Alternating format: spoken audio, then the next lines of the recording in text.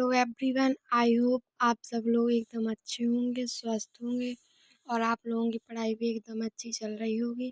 तो चलिए, जो हमने एमसीक्यू जो स्टार्ट किए थे उसकी ये सेकंड क्लास है। तो चलिए फिर हम स्टार्ट करते हैं। अगर आप लोगों को वीडियो अच्छी लगे तो कमेंट में ज़रूर बताना।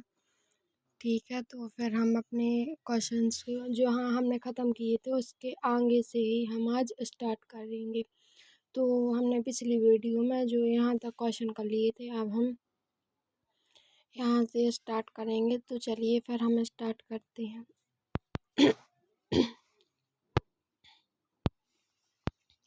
भारतीय संविधान और इसके तहत अधिनियमित कानून के अंतिम व्याख्याकार कौन होते हैं?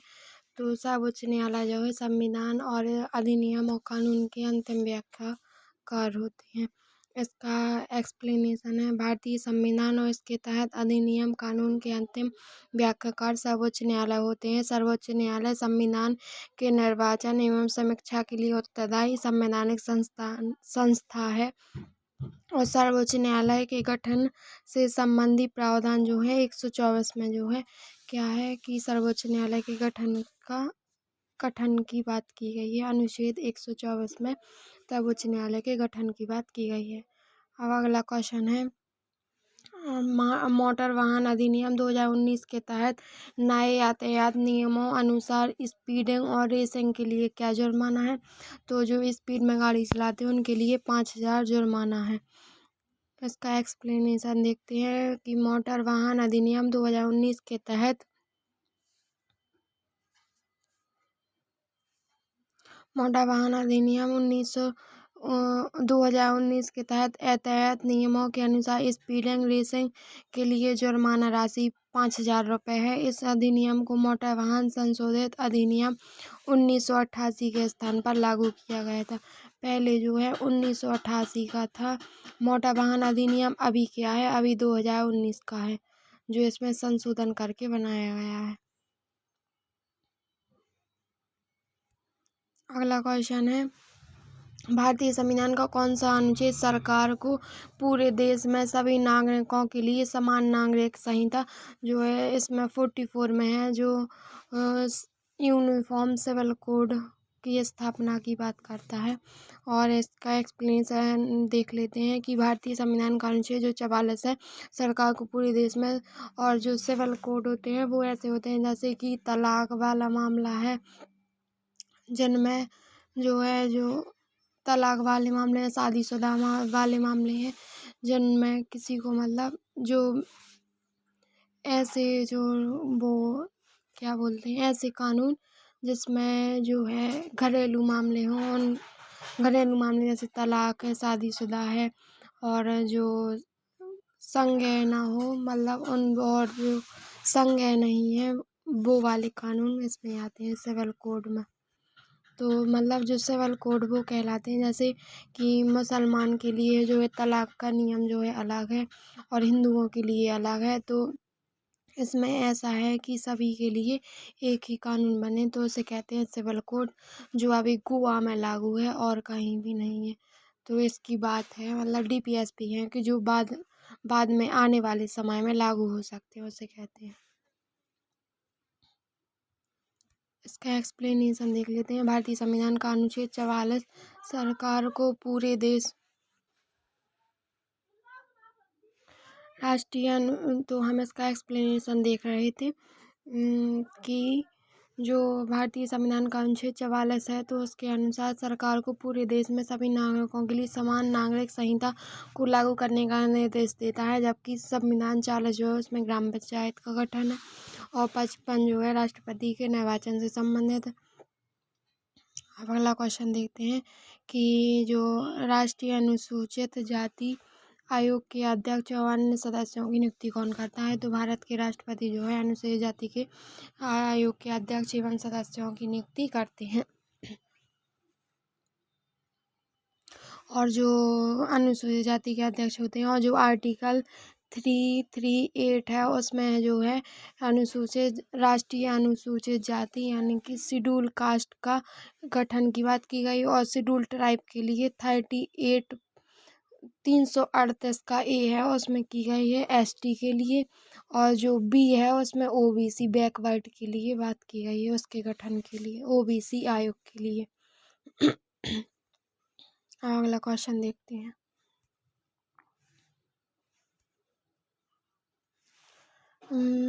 भारत की जनसंख्या के इतिहास में किस दशक में जो है भारत की जनसंख्या वृद्धि की ऋणात्मक दर जो है रिकॉर्ड की गई? तो 1911 से 1921 के बीच में जो है जो भारत की जनसंख्या है उसमें ऋणात्मक मतलब कमी आई थी। हर साल तो बढ़ी है, लेकिन जो 1911 और 21 में था, 21 वाली जो गणना हुई थी तो उसमें क्या हुआ था कि जो भारत की जनसंख्या थी वो जो पहले थी उससे कम आई थी, मतलब कमी देखी गई थी, वृद्धि वृद्धि नहीं हुई थी। भारत की जनसंख्या के इतिहास में वर्ष 1911 और 1921 के दशक में भारत की जनसंख्या वृद्धि में ऋणात्मक दर रिकॉर्ड की गई। वर्ष 1911 से 1921 की अवधि को भारत की जनसंख्या के विकास के स्तर या स्तर चरण की अवधि के रूप में भी जाना जाता है। आर्टिकल 14 में क्या है? तो भारतीय संविधान का अनुच्छेद आर्टिकल 14 जो कानून के समक्ष समता या संरक्षण की बात जो अवधारणा कहाँ से ली गई है? तो कानून के समान संरक्षण जो है अमेरिका से लिया गया है। भारतीय संविधान के अनुच्छेद 14 में कानूनों के समान संरक्षण की अवधारणा जो है अमेरिका से ली गई है। और भारतीय संविधान के अनुच्छेद जो है जो मौलिक अधिकार हैं वो आर्टिकल 12 से 35 तक हैं, और जो एक कौन से भाग में आते हैं? तो मौलिक अधिकार भाग 3 में आते हैं। और इन अधिकारों के तहत अनुच्छेद 14 से 18 तक जो है समानता के अधिकार का वर्णन है।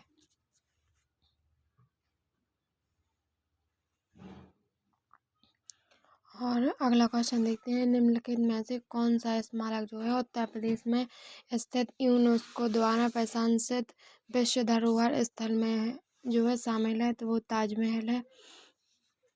ताजमहल उत्तर प्रदेश में स्थित यूनेस्को द्वारा प्रशंसित विश्व धरोहर स्थल है, जिसे 1983 में विश्व धरोहर स्थल के रूप में शामिल किया गया था। इसे 1632 ईस्वी में 1668 ईस्वी के बीच मुगल सम्राट शाहजहां ने अपनी पत्नी मुमताज की स्मृति में इसका निर्माण करवाया था। ताजमहल का डिजाइन उस्ताद इंसा खां के द्वारा तैयार किया गया था।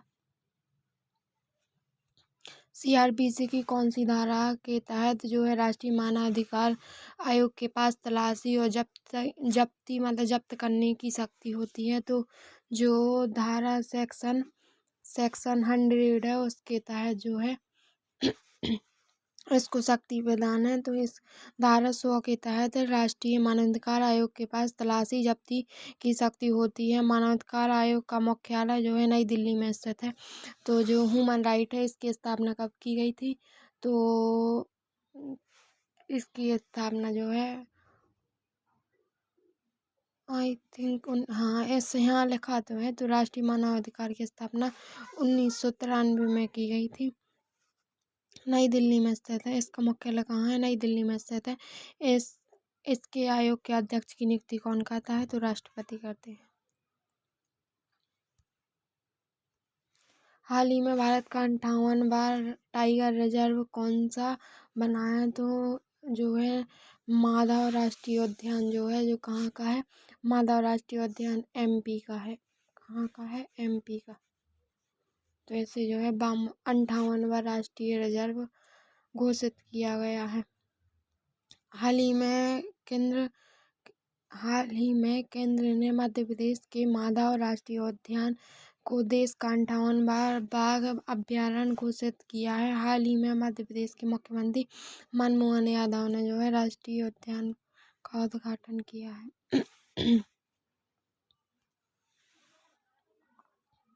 राज्य उच्च न्यायालय के न्यायाधीश को किसकी किसके द्वारा नियुक्त किया जाता है? जो राज्य के उच्च न्यायालय के न्यायाधीश होते हैं वो भारत के राष्ट्रपति द्वारा नियुक्त किए जाते हैं।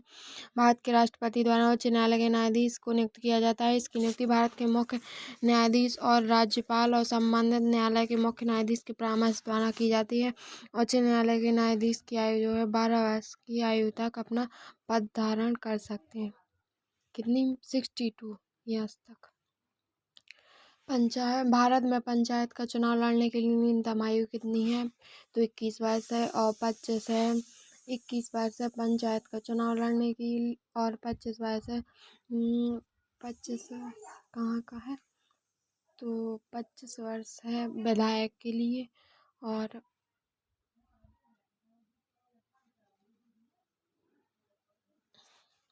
भारत में पंचायत चुनाव लड़ने के लिए न्यूनतम आयु कितनी है? 21 वर्ष है। लोकसभा का चुनाव लड़ने के लिए 25 वर्ष है तथा राज्यसभा का चुनाव लड़ने के लिए 30 वर्ष अनिवार्य है। ऐसे भारत में पंचायती राज व्यवस्था को वर्ष 1992 में जो है भारतीय संविधान के 78वें संविधान संशोधन के माध्यम से लागू किया गया था। 73वें 98वें। कौन सा जो है संवैधानिक निकाय राष्ट्रपति को करों की शुद्ध आय के ऊर्ध्वाधर और क्षैतिज हस्तांतरण के बारे में अनुशंसाएं प्रस्तुत करता है? तो वित्त आयोग है जो शुद्ध आय के करों की जो है जानकारी रखता है और वही जो है इसके अनुशंसाएं प्रस्तुत करता है। लॉर्ड कार्जन के द्वारा बंगाल प्रांत को 2 भागों में विभाजित करने का आदेश कब दिया था? तो बंगाल का विभाजन 1905 में ही हुआ था और आदेश भी तभी आया था। लॉर्ड कार्जन द्वारा जारी बंगाल प्रांत को 2 भागों में विभाजित करने का आदेश 1905 में दिया गया था। पूर्वी बंगाल और असम बंगाल का विभाजन 16 अक्टूबर 1905 को लागू हुआ। पूर्वी बंगाल के विभाजन का कारण अशिक्षित मध्यम वर्ग के राजनीतिक प्रभाव को नष्ट करना था। लॉर्ड हार्डिंग द्वितीय ने वर्ष 1911 में बंगाल विभाजन को रद्द कर दिया था। तो बंगाल विभाजन करवाया किसने था? तो लॉर्ड कार्जन ने करवाया था। और इसे रद्द किसने किया था? तो लॉर्ड हार्डिंग द्वितीय ने जो है इसे 1911 में क्या कर दिया? विभाजन को रद्द कर दिया था। भारत के मुख्य सूचना आयुक्त की नियुक्ति कौन करता है? तो मुख्य सूचना आयुक्त की नियुक्ति कौन करते हैं? तो भारत के राष्ट्रपति करते हैं। और निर्वाचन आयोग जो है 324 में है। आर्टिकल 324 में निर्वाचन आयोग है। इसमें कितने सदस्य होते हैं? तो एक मुख्य निर्वाचन आयुक्त होता है, 2 अन्य सदस्य होते हैं। भारत में मुख्य सूचना आयुक्त की नियुक्ति भारत के राष्ट्रपति करते हैं। केंद्रीय सूचना आयोग की स्थापना केंद्रीय मुख्य सूचना आयुक्त। हाँ, तो मैंने आप लोगों को क्या बताया था कि निर्वाचन आयोग की जो है गठन आर्टिकल 324 के तहत होता है। और जो मुख्य सूचना आयुक्त है तो इसकी स्थापना जो है 2005 में की। तो इसका किसी भी आर्टिकल में पढ़ना नहीं है। सूचना आयोग जो है कार्मिक मंत्रालय के अधीन कार्य करता है। इन्हें राष्ट्रपति द्वारा एक समिति की सिफारिश पर नियुक्त किया जाता है जिसके अध्यक्ष जो है प्रधानमंत्री होते हैं और लोकसभा के जो विपक्ष के नेता होते हैं वो होते हैं और गृह मंत्री होते हैं।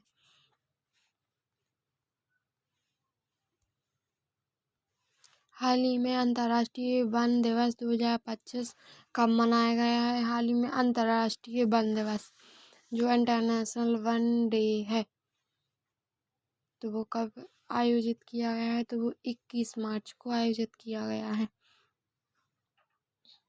अंतर्राष्ट्रीय वन दिवस जो है हर साल 21 मार्च को मनाया जाता है। अंतर्राष्ट्रीय वन दिवस 2025 की थीम है वन और खाद्य पदार्थ। अंतर्राष्ट्रीय वन दिवस की स्थापना 2012 में संयुक्त राष्ट्र महासभा द्वारा की गई थी।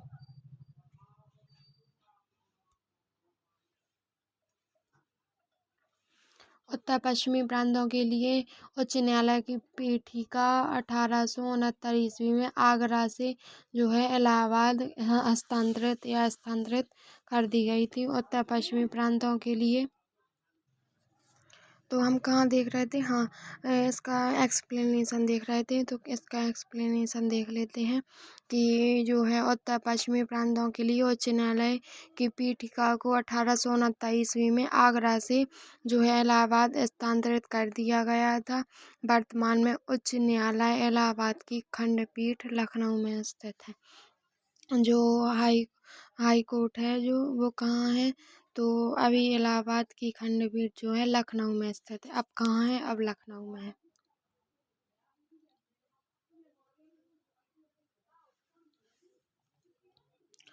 आर्थिक मामलों पर मंत्रिमंडल समिति का अध्यक्ष कौन होता है? जो आर्थिक क्षेत्र में सरकारी गतिविधियों का निर्देशन और समन्वय करता है। आर्थिक मामलों पर मंत्रिमंडल समिति, जो आर्थिक मामले हैं उन पर जो मंत्रिमंडल समिति का अध्यक्ष कौन होता है? जो आर्थिक क्षेत्र में सरकारी गतिविधियों का निर्देशन और समन्वय करता है। तो इसके अध्यक्ष जो हैं भारत के प्रधानमंत्री होते हैं।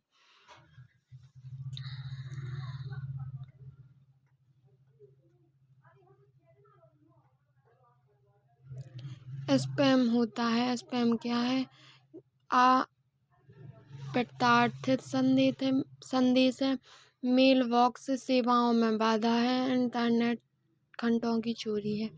तो इसमें पहला और दूसरा जो है सही है, लेकिन जो इंटरनेट की चोरी है वो इसमें नहीं आएगा।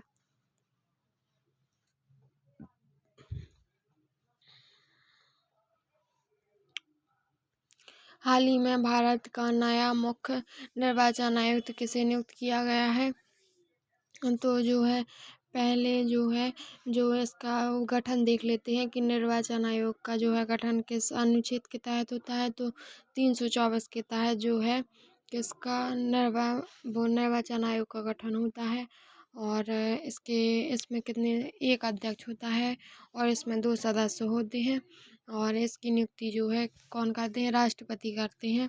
तो देख लेते हैं जो कौन से नंबर के 26वें जो है 26वें मुख्य निर्वाचन आयुक्त ज्ञानेश कुमार है। कौन है? ज्ञानेश कुमार है।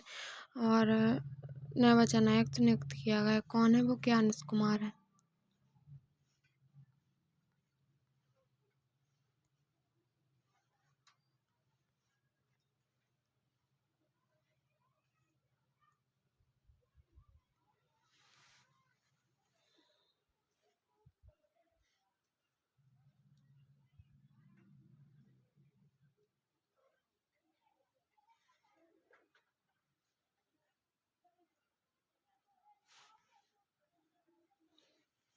इस क्वेश्चन में पूछा है कि according to the schedule of wild life protection act which of the following is, मतलब जो वाइल्ड लाइफ वन्य जीव संरक्षण अधिनियम है उसमें कौन कौन से जो है जानवर आते हैं? तो इसमें कॉमन क्रो भी आता है और खरगोश नहीं आता है, चूहे आते हैं और बलगुल भी आता है, फल जतूक।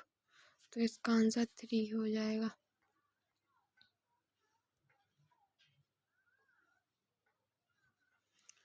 किसी भी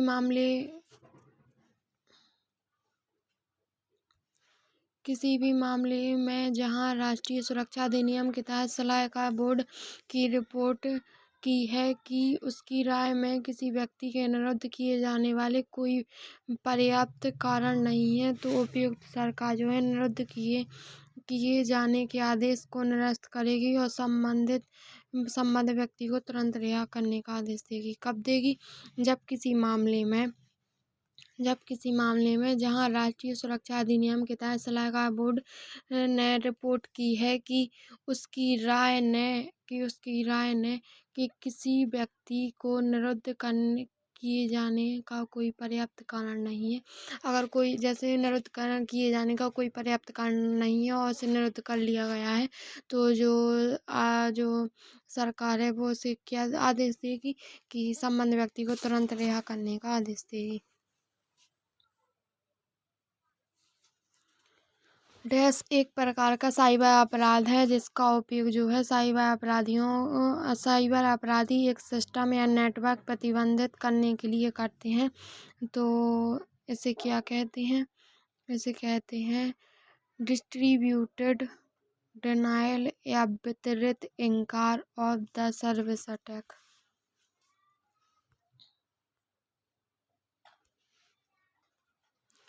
डिस्ट्रीब्यूट डिनायल वितरित इनकार ऑफ सर्विस अटैक एक प्रकार का साइबर अपराध है जिसका उपयोग जो है साइबर अपराधी एक सिस्टम या नेटवर्क प्रतिबंधित करने के लिए जो है इसका उपयोग करता है।